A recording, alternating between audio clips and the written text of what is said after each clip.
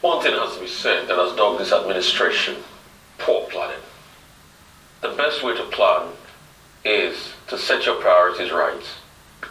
But the effect of not planning is incumbent failure. And I hope they watch it. President Bola Ahmed Tinubu made a big mistake by saying subsidy is gone during his inaugural speech without planning for it. And now he's trying to plan after making a statement. It is always very hard. And that's what we're seeing play out.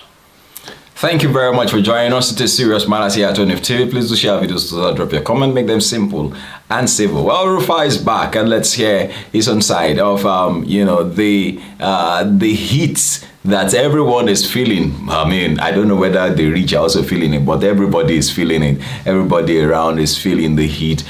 Few cars going into the filling station. The few that are going in are not, just I think transporters are the ones, and I wonder how they are making it. I wonder how they are doing their business. If they have to fill their tank to travel and all of that, most of them use vehicles that are low consumption, for consumption vehicles and all of that. But then Nigeria is feeling the heat of the removal of fuel subsidy, which everyone agrees, oh yes, it is right to remove it. It's a national scam. It's a criminal,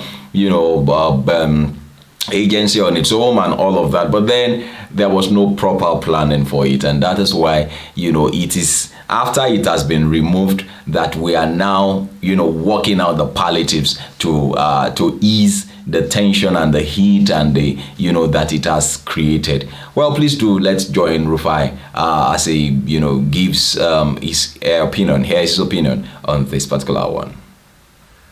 Anyway, before I start, I'll say kudos to George Akube that's been sworn in.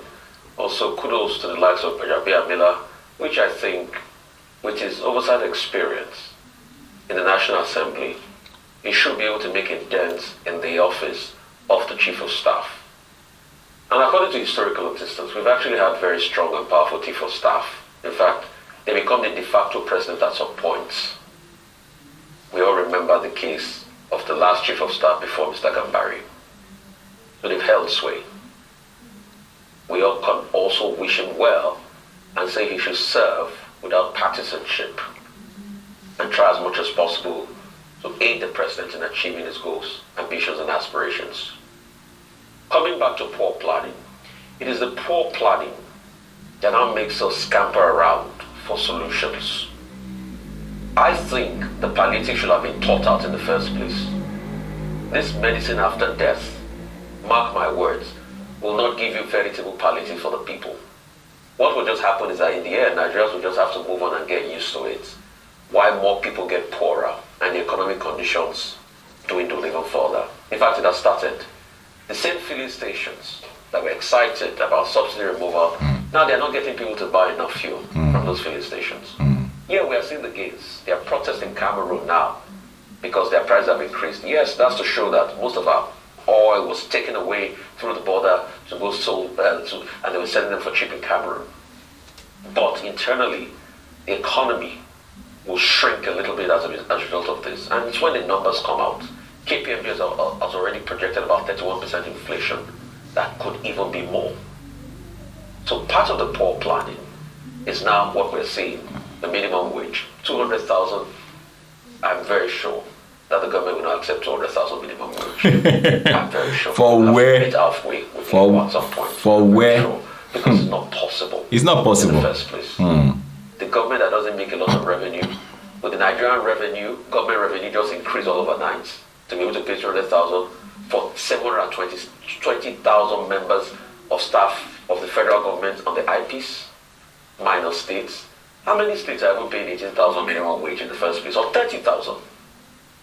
Probably in the end, some states will just increase, and they will use the method of allowing some of their workers to work 3 days a week to be able to cushion the effect, so that other days they will have to pay for transportation. And then those states, kudos to them, have led the way. They're saying 3-day working week. I think they bumped up the money to 40,000 minimum wage. In the end, because we failed to plan, Nigerians will just get used to the suffering. And you know the thing about Nigerians, you push them to the wall, they enter the wall and keep moving. So they will get used to it. The economy will shrink. Hopefully, I think the real palliative will be economic growth to be able to buffer the effects. But the question the government should ask is, where is the growth going to come from? Probably CNG buses. This is my calculation. If we get a lot more buses into the production line produced by Nigerian companies, you can get to increase people that are working in the automotive sector. If we make that the order of the day. Yes, Dr. Bati, you're right. We lack institutional memory. It's never worked in the past and all of that. But if we can get private motor operators to buy CNG, but because the problem, and why it's almost not possible any palliative government puts in transportation, is that government doesn't control the transportation value chain. Except for the Lagos state government that has, BRT buses and the likes. Most other state governments do not. The transport companies don't ever work. Remember the TCTC of those years? Of those years, yeah. They don't work. And in the end, those buses are ill-managed. But if we make CNG and diesel an alternative, and a lot of these bus owners, luxurious bus owners and the like, buy these buses, then we can start to grow an automotive sector in Nigeria. If automotive sector growth comes into the economy, it can add some percentage point of growth. And when that happens, people can produce jobs. And economic growth can start to knock out the effects of this hardship that we're going through. So I think the target the government should target now is the economic growth, because that's the only true palliative I see. Any other thing, even an increase in minimum wage, will not go one step further. Because if you increase minimum wage by, say, 30-40%, the over 200% in crude oil price, in petrol price increase will nullify any minimum wage you bring out. Owing to the fact that there are other inflationary factors like food inflation and core inflation before now. So it's almost impossible. I think what we should target now will be the long-term economic growth that will be able to placate the economy, cool down the economy. And if as we go on and we grow, we can reduce inflation numbers and ensure that there's more food for people and stop insecurity so that farmers can bring their food out and build infrastructure around food distribution network in the country, then I think that should be the true palliative. Because if that happens, food prices can fall, and when food prices fall, a lot can be better. The Yorubas have a saying, and I'm very targeted about food prices. The Yorubas have a saying, but baby batonu ishe bushe. That's true. When the issue of hunger is, out of the way, then every other thing can be adjusted. You can squat with somebody, you can sleep, you can decide to sleep by the side, as long as you are safe there, you can decide to, but food, and that's the saying that when food is sorted, every other thing, can, well, let's take shape. Well, this is still serious matters, and welcome back to Rufai and giving us his own hearing his own opinion on this particular issue. He has described, President Bola Ahmed's, action as, now trying to seek, solution, trying to get palliatives to cushion the effect of subsidy removal as a poor planning.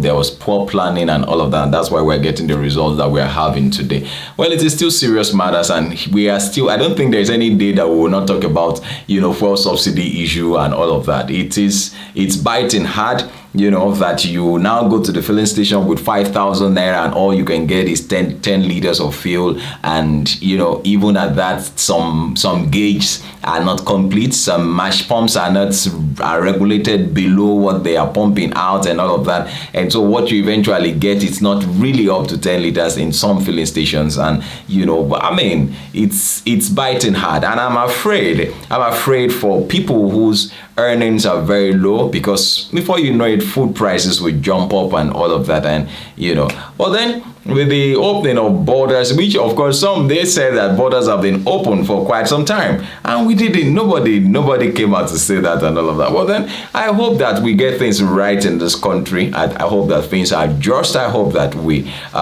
begin to do things the right way, and of course get things right.